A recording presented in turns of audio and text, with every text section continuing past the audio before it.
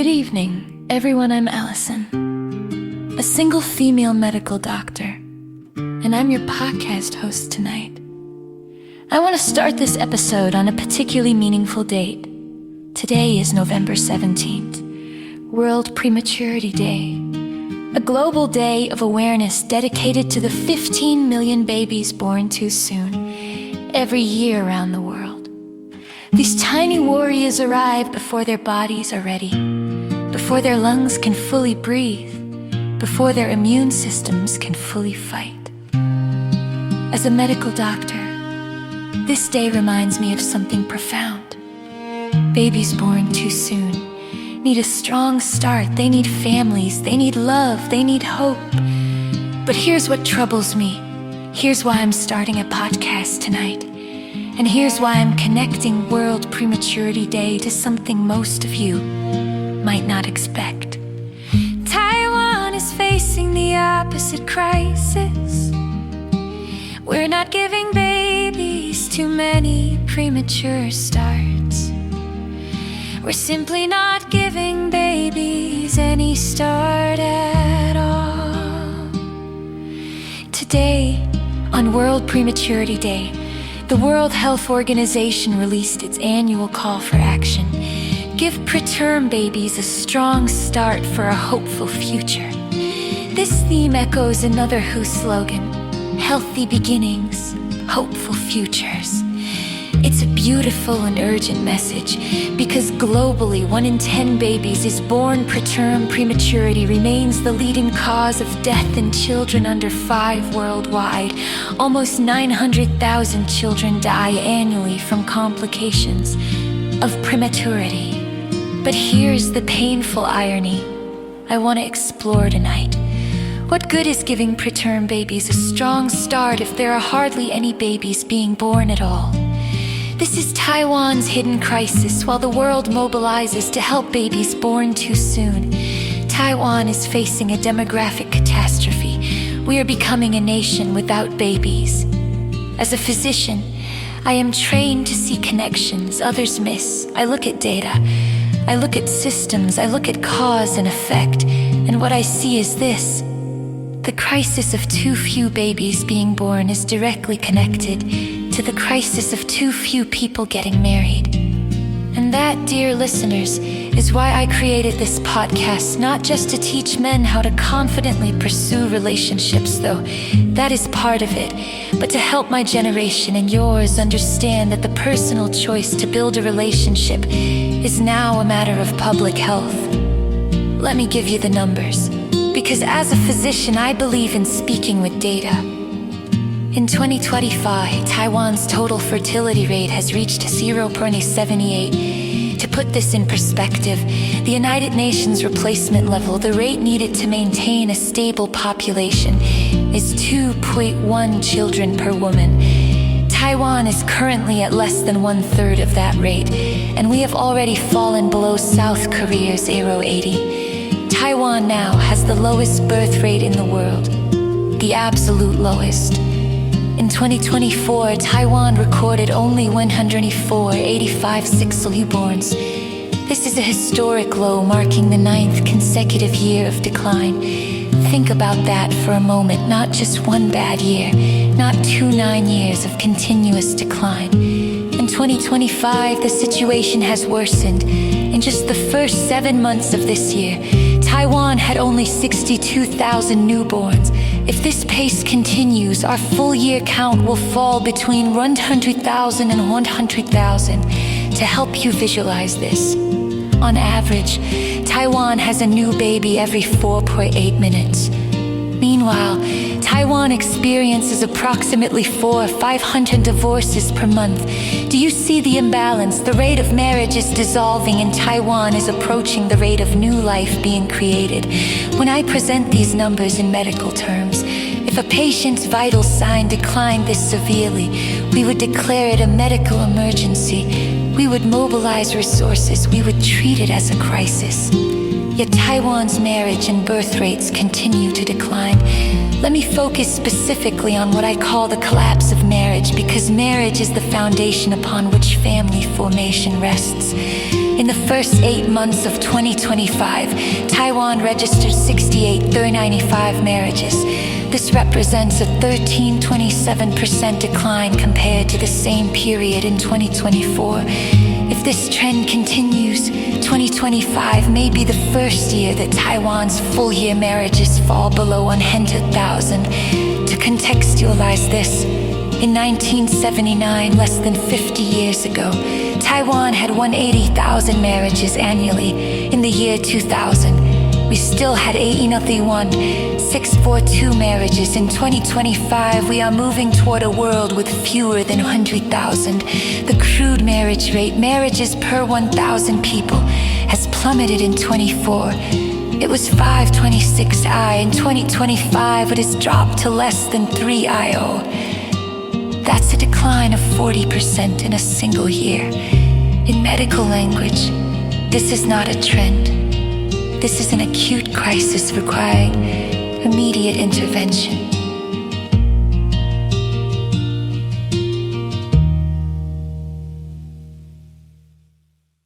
Now here's where the story becomes even more interesting and more hopeful.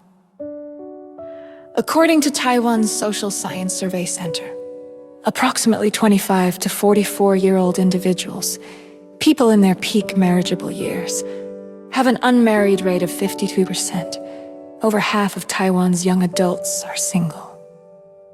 But here's the crucial detail that many people miss. Of this 56% of unmarried people, approximately 70% of men, 70%, actually say they want to be married. They don't lack desire. They lack confidence. They lack a pathway. They lack examples of how to do this healthily. What are the obstacles? According to comprehensive surveys, the top 3 barriers are: first, economic pressure. Taiwan's median house price is approximately $700,000 per ping. Meanwhile, people under 30 earn between 30,000 and 40,000 Taiwan dollars per month. The math is simple. They cannot save enough to meet the financial threshold required for marriage and home ownership. Second, working time. Taiwan's overwork culture is legendary. Young people work long hours under high pressure. They exhaust themselves. They have no time or energy to meet new people, to nurture relationships, to imagine a future beyond their job. Not having met the right person.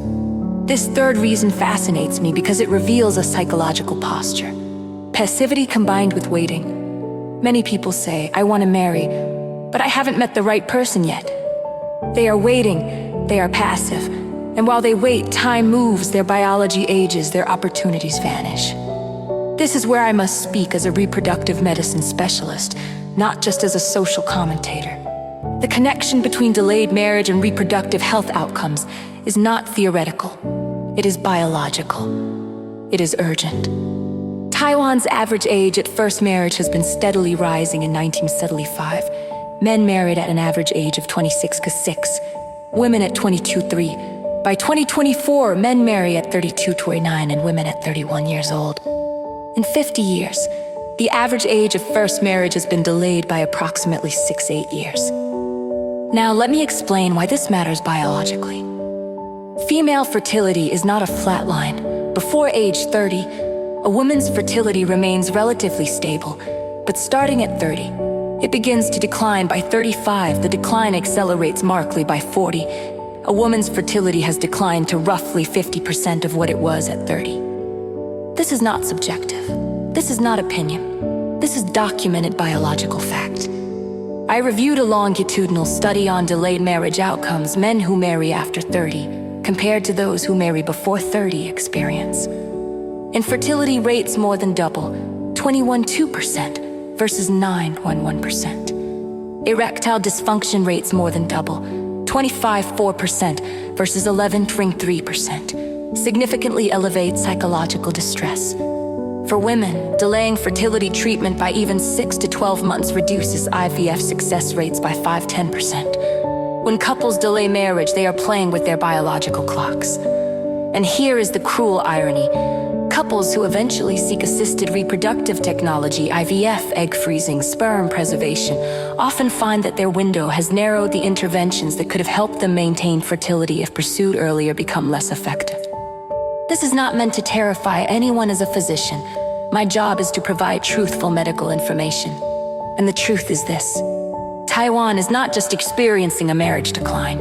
Taiwan is experiencing a reproductive health crisis that will have consequences lasting decades. Let me connect these dots for you. Taiwan has now experienced what experts call natural decrease, more deaths than births. For 56 consecutive months, our natural population change in 2024 was -67 to 121 people. This is not simply a demographic statistic. This is cascading effects. First, labor force collapse. Over the next decade, as older workers retire, how many young people will enter the workforce to replace them? The answer is, not enough. We will have fewer workers supporting more retirees. The economic pyramid, which historically grew wide at the bottom and narrow at the top, is inverting. Second, the social safety net becomes unsustainable. Taiwan is already a super-aged society. 20% of our population is over 65. When you have fewer working-age people and more elderly people acquiring health care, long-term care pensions, what happens to the system? It collapses.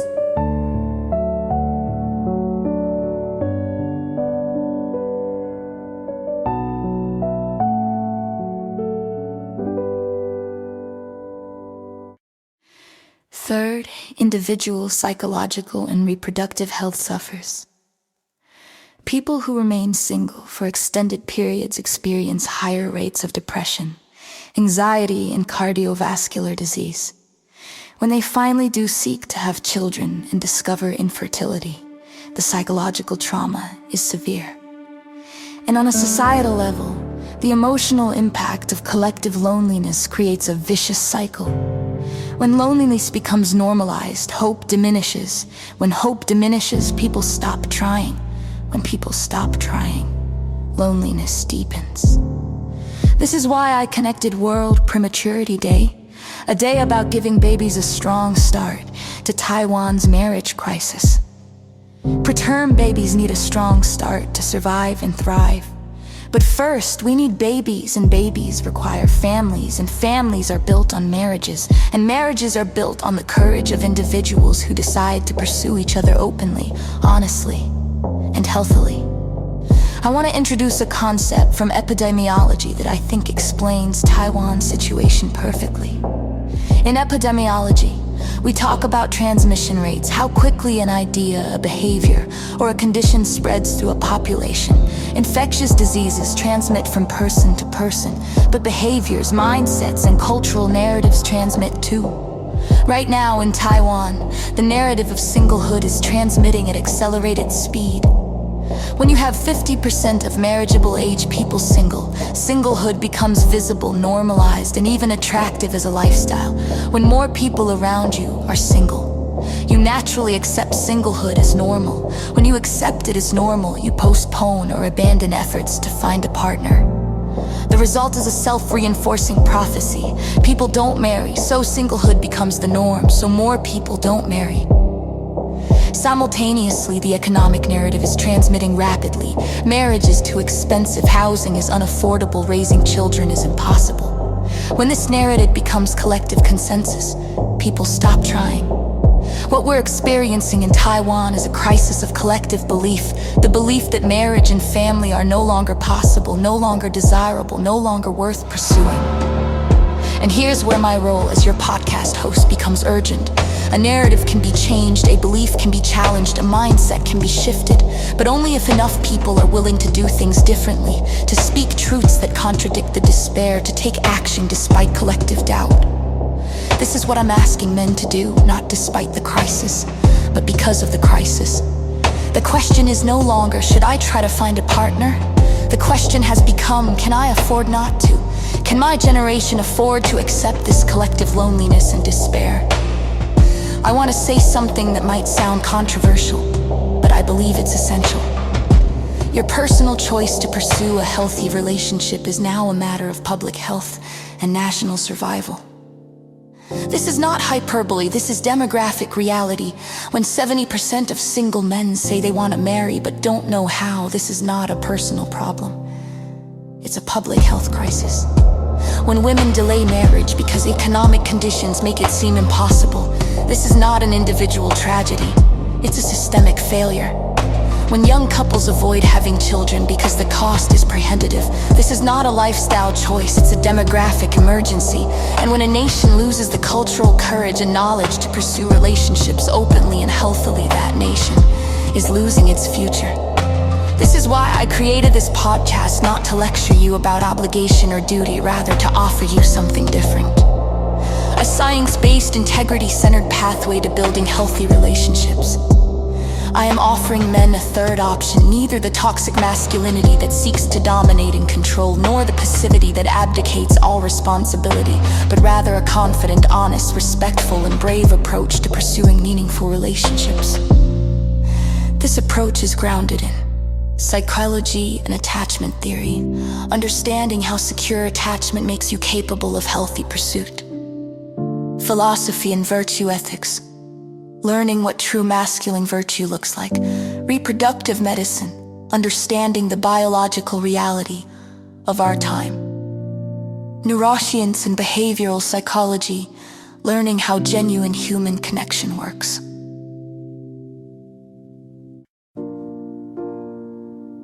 Let me tell you what this podcast will be.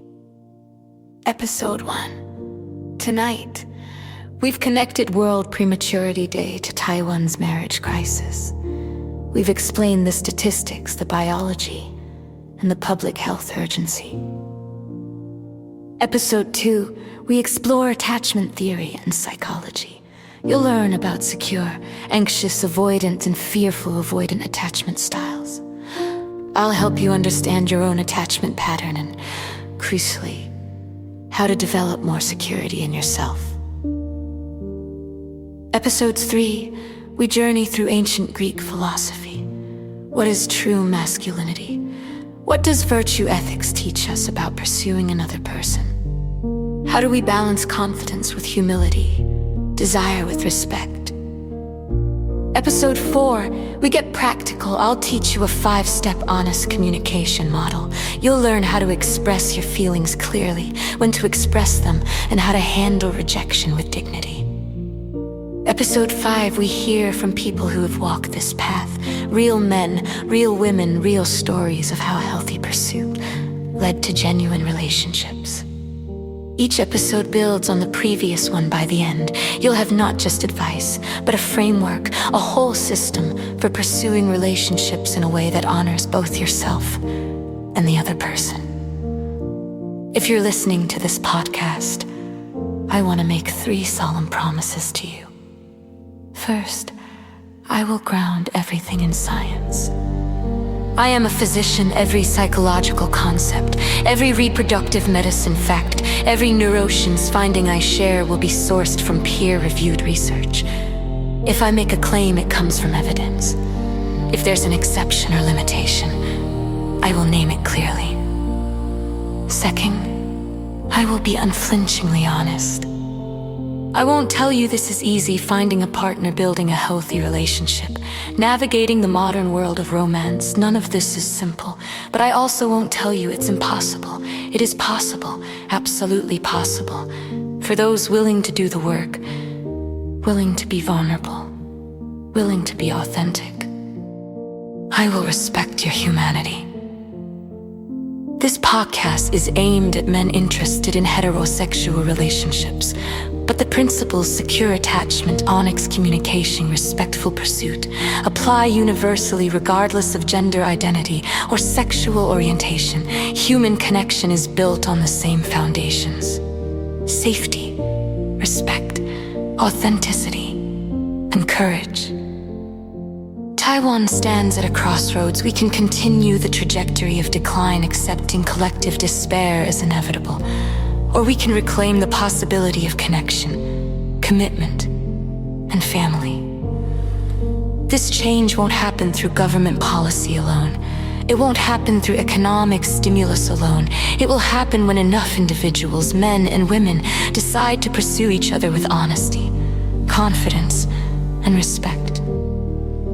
Your choice matters when you decide to know yourself, to understand your attachment style, your fears, your desires. You're not just helping yourself, you're shifting the cultural narrative away from despair. When you decide to express your feelings clearly instead of playing games, you're modeling healthy behavior. You're showing others what's possible. When you decide to respect a woman's autonomy, even as you vulnerably express your interest, you're demonstrating that there is another way beyond both domination and passivity. Each individual act of healthy pursuit is a droplet in a stream that, combined with thousands of other droplets, becomes a river of cultural change. I'm not asking you to marry someone because Taiwan needs babies. I'm asking you to marry someone because you want to, because you deserve happiness, because genuine human connection is worth fighting for. And in doing so, you might just help change the trajectory of your generation and nation. On this World Prematurity Day, as the world mobilizes to give preterm babies a strong start for a hopeful future, I invite you to give yourself and those around you that same gift. A strong start, honest pursuit, authentic connection, hopeful futures built on real relationships. Subscribe to this podcast, share it with the men in your life who want to change but don't know how. Next episode, we dive deep into attachment theory, the psychological foundation that makes everything else possible. Thank you for listening. I'm Dr. Allison Lu. I'll see you tomorrow.